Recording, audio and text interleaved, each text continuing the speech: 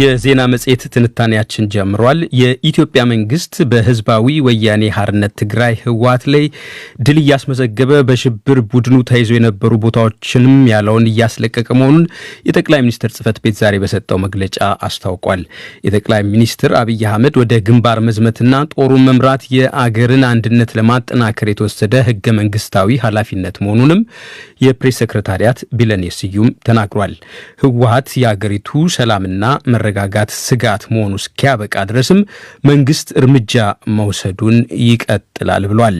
የአዲስ አበባ ወኪላችን ሰለሞን ሙጬ መግለጫውን ተከታትሎ ቀጣዩን ዘገባ ልኮልናል። የጠቅላይ ሚኒስትር ጽህፈት ቤት ፕሬስ ሴክሬታሪያት ቢለኔ ስዩም ጠቅላይ ሚኒስትር አብይ አህመድ በግንባር ጦሩን መምራት ከጀመሩ አንድ ሳምንት እንደሆናቸው ገልጸዋል። በህዝብ የተመረጠውን መንግስት ህወሓት ከውጭ አጋሮቹ ጋር በመሆን ለማስወገድና የስርዓት ለውጥ ለማድረግ መሞከሩንም ገልጸዋል። የጠቅላይ ሚኒስትሩ ወደ ግንባር መውጣት በምዕራባውያኑ ዘንድ ከአውድ ውጪ መተርጎሙንም አስታውሰዋል። በግንባር ጦርን መምራት ጦርነትን ማባባስ ሳይሆን የአገርን አንድነት ለማጠናከር የሚወሰድ ህገ መንግስታዊ ኃላፊነት መሆኑንም አስገንዝበዋል። His decision to join the army in the battlefield does not mean a change on the government's principled position. ጠቅላይ ሚኒስትሩ በግንባር ጦሩን ለመቀላቀል መወሰናቸው ይህንን ጦርነት በሰላም ለመፍታት መንግስት ያለውን መሰረታዊ አቋም መለወጥ ማለት አይደለም። ይልቁንም ሽብርተኛው ቡድን ከውጭ አጋሮቹ ጋር በትብብር እያደረገ ያለውን ለሀገሪቱ ህገ መንግስታዊ ስርዓት ስጋት የሆነውን ነገር መቀልበስ ነው።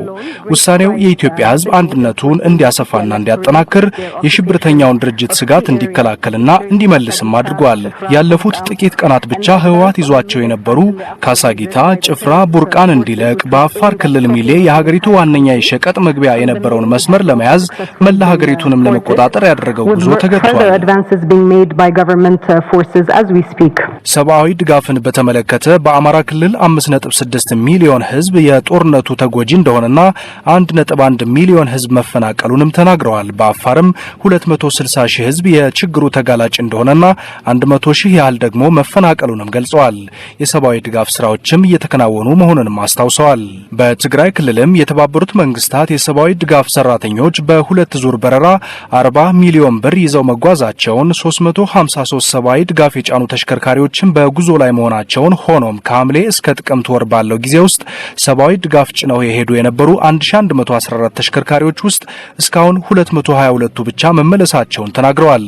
የአስቸኳይ ጊዜ አዋጁ ውጤታማ መሆኑንም በመግለጫቸው አካተዋል። የአስቸኳይ ጊዜ አዋጁ አሸባሪው ቡድን ንጹሃን ዜጎችን በመውረር ከውጭ አጋሮቹ ጋር በመሆን ኢትዮጵያን ለማዳከም እና ለማጥፋት ይዞት የነበረው ዕቅድ በማክሸፍ በከፍተኛ ደረጃ ውጤታማ ነበር።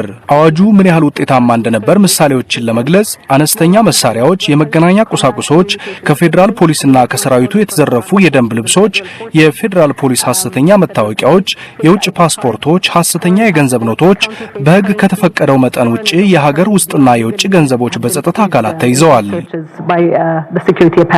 ጦርነቱ አሁን በአፋርና አማራ ክልሎች ላይ ነው ያለው። ካለፉት 5 ወራት ወዲህ መከላከያ ትግራይ ክልል ውስጥ የለም ያሉት ቢለኔ በኢትዮጵያ ላይ የተናበበ የሐሰት መረጃ ስርጭት መከፈቱንም አስታውሰዋል። የሰላም ጥረትን ሂደት አስመልክቶም ተጠይቀው ሲመልሱ በኢትዮጵያዊና አፍሪካዊ ጥረቶች ይቀጥላሉ። የአፍሪካ ህብረት የአፍሪካ ቀንድ ተጠሪ ኦሉሴጉን ኦባሳንጆ ፕሮፖዛላቸውንም በሂደት ያቀርባሉ ተብሎ እንደሚጠበቅም ገልጸዋል። ሆኖም ጥረቱ በአንድ ወገን ብቻ ፍላጎት የሚሳካ እንዳልሆነም አንስተዋል። ለፖለቲካ ግብ ሲባል የፍርሃትና ያለመረጋጋት ድባብ መፍጠር ፍጹም ተቀባይነት የለውም። ባለፉት ጥቂት ቀናት እንደታየው የኢትዮጵያ መንግስት በሽብርተኛው ቡድን ላይ ወታደራዊ ድል እያስመዘገበ ተይዘው የነበሩ ቦታዎችንም መልሶ እየያዘ ይገኛል። ህወሓት የሀገሪቱ ሰላምና መረጋጋት ስጋት መሆኑ እስኪያበቃ ድረስም እርምጃ መወሰዱ ይቀጥላል። ቢለኔ ስዩም አክለውም የተፈጸሙ የሰብአዊ ጥሰቶች ላይ ምርመራ የሚያከናውንና ተጠያቂነትን የሚያሰፍን የስደተኞችንና የሀገር ውስጥ ተፈናቃዮችን የጾታዊ ጥቃቶችንና የሀብት ማሰባሰብን የተመለከቱ ተግባራትን የሚያከናውን የሚኒስትሮች ግብረ ኃይል ተቋቁሞ ስራ መጀመሩንም ገልጸዋል።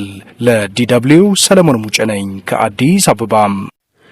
በሰሜን ኢትዮጵያ ያለውን ጦርነት በድል ለማጠናቀቅ መቃረባቸውን ጠቅላይ ሚኒስትር አብይ አህመድ ገለጹ።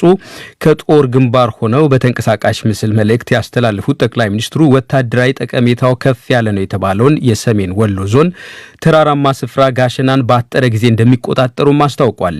በመሆኑም ጠላት ያሉት የህዝባዊ ወያኔ ሐርነት ትግራይ ማለትም ህወሓት ታጣቂዎች መሳሪያ ፈተው እጅ እንዲሰጡም አስጠንቅቋል። በተመሳሳይ የህወሓት ጦር የተቆጣጠራቸው የአማራ ክልል አካባቢዎች በመከበቡ ነዋሪዎች ታጣቂዎችን ይዘው ለጸጥታ አካላት እንዲያስረክቡ አሊያም እርምጃ ወስዶበት እንዲታጠቁ የአስቸኳይ ጊዜ አዋጅ ትዕዛዝ አስተላልፏል። ስዩም ጌቱ ከአዲስ አበባ ዝርዝር ዘገባ ልኮልናል። የመንግስት ኃላፊነታቸውን ለምክትላቸው አስረክበው በሰሜን ኢትዮጵያው እየተካሄደ የሚገኘውን ጦርነት በግንባር መምራት ከጀመሩ ዛሬ አንደኛ ሳምንታቸውን የደፈኑት ጠቅላይ ሚኒስትር አብይ አህመድ ወታደራዊ ኃይላቸው ለድል መቃረቡን ነው ዛሬ ከጦር ግንባሩ ባስተላለፉት መልእክት ያስታወቁት። ዛሬ ጣት ያለው ዘተራራ ነው ጋሸና የሚባለው እኛ እዚህ ሆነን ነው እቅድ ያወጣ ያለነው። ነገ ግን እዛ ተራራ ሆነን ጠላትን በትነን በጋራ ምናይበት እቅድ ጨርሰናል። ዋናው ጉዳይ ጠላት ተሸንፏል። ጠላት መበተን መደምሰስ ነው ቀሪ ስራችን። ጠቅላይ ሚኒስትሩ በዚሁ መልእክታቸው ጠላት ያሉት የህወሓት ሰራዊት ያለ እቅድ ወደ አማራና አፋር ክልሎች ዘልቆ መግባቱን ተችተው በርካታ ሰብአዊ ጥሰቶችን በመፈጸምም ከሰውታል። አሁን የገጠመን ጠላት የሚዘርፍ የሚሰርቅ የሚደፍር ለራሱ ክብር የሌለው ለሀገር ክብር የሌለው ለሴቶች ክብር የሌለው ራሱን አዋርዶ እኛን ማዋረድ የፈለገ ነው። ይሄን ለማድረግ ታውሮ ገብቷል። ሳያቅድ ሳያለም ሳያስብ ሳይዘጋጅ በውር ድንብር ገብቷል። በውር ድንብር ግን አይወጣም። በምስራቅ ያሳከነውን አመርቂ ድል በጋሸና እንደግማለን። በጋሸና ደገምን ማለት በውር ድንብር የገባው ጠላት ቶክሱ እንዳይወጣ ዩኒት እንዳይወጣ የዘረፈው እንዳይወጣ በትነን ምንደመስበትን እድል በከፍተኛ ደረጃ ስለሚያመጣ በዚህ በጋሸና የምናደርገው የማጥቃት ስራ በጣም ወሳኝና ጠላት 2-3 ጊዜ ሳያስብ የወሰነው ውሳኔ ያመጣበትን ኪሳራ አስተማማኛው ትምህርት የሚያገኝበት ነው። ጋሸና ላይ ደግሞ ተመልሰን የምንገናኝበት ጊዜ ቅርብ ነው። የጦር ሰራዊታቸው ይሄን ለማድረግ መቃረቡን የገለጹት ጠቅላይ ሚኒስትር አብይ አህመድ ለተቀናቃኛቸው የእጅ ስጡ ማስጠንቀቂያንም አስተላልፈዋል። ጠቅላይ ሚኒስትሩ በዚሁ መልእክታቸው በርካታ ያሉት የትግራይ ወጣቶች በጦርነቱ ህይወታቸውን እንዳጡ አመልክተዋል።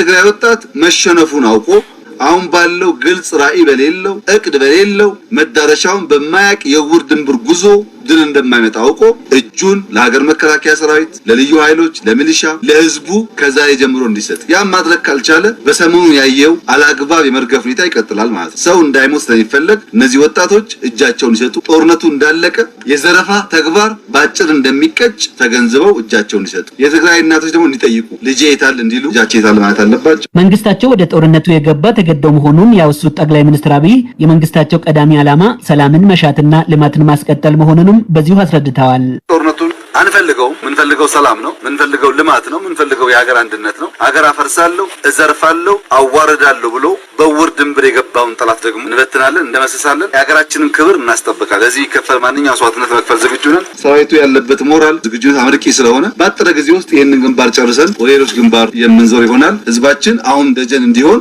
አደራ ማለት ፈልጋለሁ። ድል ከፊታችን ነው። ከድል በኋላ እንገናኛለን። አመሰግናለሁ። በተመሳሳይ የአስቸኳይ ጊዜ አዋጅ በሰሜን ሸዋ፣ ደቡብ ወሎ፣ በኦሮሞ ብሔረሰብ ዞንና በሰሜን ወሎ አካባቢዎች ለሚገኙ ነዋሪዎች ብሎ ዛሬ ባስተላለፈው ተመሳሳይ መልእክት ጠላት ያለው የህወሓት ታጣቂዎች መሸነፋቸውን ገልጸው ወይ ይማረካል ወይ እርምጃ ይወሰድበታል ሲል የማስጠንቀቂያውን መልእክት አስተላልፏል። እዙ ለታጣቂዎቹ ባስተላለፈው መልእክት መሳሪያን በማውረድ ለመንግስት የጸጥታ ኃይሎች እጅ እንዲሰጡ አሳስቧል። ይህን ለሚያደርጉ ህዝብ እንክብካቤ እንዲያደርግና ለጸጥታ አካላቱ አሳልፎ እንዲሰጥ ብሏል። እዙ ይህ ሳይሆን ከቀረ ግን ለሚደርሰው ጉዳት መንግስት ኃላፊነቱን እንደማይወስድ ነው እዙ ለታጣቂዎች ያስተላለፈው የማስጠንቀቂያ መልእክት ያሳየው። በአካባቢዎቹ የሚገኙ ነዋሪዎች መኪናዎች እንዳያልፉ መንገዱን በሙሉ በድንጋይና በግንድ እንዲዘጉ የጦር መሳሪያዎችንም እንዲማርኩ የአስቸኳይ ጊዜ አዋጅ እዙ በዛሬው መግለጫ ወስቷል። ለዶይቼ ቬለ ዘገባ ስዩም ጌቱ ነኝ ከአዲስ አበባ። በኢትዮጵያና በሽብርተኝነት በተፈረጀው ህወሓት መካከል ግልጽ ጦርነት ውስጥ ከተገባ 13ኛው ወራት ላይ እንገኛለን። የዲፕሎማሲ ማዕከል የሆነችው አዲስ አበባ መደበኛው የህይወት ዑደቷ አልተስተጓጎለባትም። ምዕራባውያኑ ግን ዜጎቻቸው ከከተማዋ እንዲወጡ ውትወታቸውን አሁንም አላቆሙም። ሰለሞን ሙጬ በከተማዋ ህይወት ምን ይመስላል የሚለውን በተወሰነ ደረጃ ለማየት ሞክሯል። ኢትዮጵያ አንድ ዓመት የተሻገረ ጦርነት ውስጥ ትገኛለች። መዲና አዲስ አበባ እንደቀደመው ጊዜ ሁሉ መደበኛ የህይወት ዑደት ውስጥ ትገኛለች። ምዕራባውያኑ የዲፕሎማሲ ሰራተኞቻቸውንና ዜጎቻቸውን ከከተማዋ ጥላችሁ ውጡ ያሉበት ምክንያት ከእውነት ይልቅ ፍላጎት የተጫነው ነው ማለት ይቻላል። ሆኖም በነዋሪው ላይ በኑሮ ላይ ጫና ከመፈጠሩ በላይ ፍርሃትና ጭንቀት የተሞላበት ህይወት እንዲመራም ገፍቶታል። መገናኛ አካባቢ የሚገኘው እድሜ ጠገቡ የሾላ ገበያ ስለ ገበያው ለመጠየቅ ተገኝተናል። ገበያው ደህና ነው። እህል ሞልቷል። ጭማሪም ቢያሳይ ትንሽ ነው ብዙም አይደለም ይሄን ያህል የከረረ አይደለም ገበሬውም ያስገባል እኛም እንገዛዋለን መጀመሪያ ምን ይዘውም አሁንም እንይዘዋለን ግብሩም መጠነኛ ግብር ነው ብዙም ይሄን ያህል የከረረ አይደለም ብዙም ያነሰ አይደለም ከዛ በተረፈ ሀገራችንን አብረን ኮነን እንጠብቃለን በእርግጥ በእኛ በጭንቅላታችን ተጽዕኖ ፈጥሮብናል በኢትዮጵያ ውስጥ ያልጠበቅነው ነገር ነው ለምን ወገን ለወገን ይሄን ያህል መሆኑ ደስ የማይል ነው ጦርነቱ በቀጠለባቸው ክፍላተ ሀገር ሚሊዮኖች ትምህርታቸው ተቋርጧል የትምህርት ተቋማትም ውድመት ተፈጽሞባቸዋል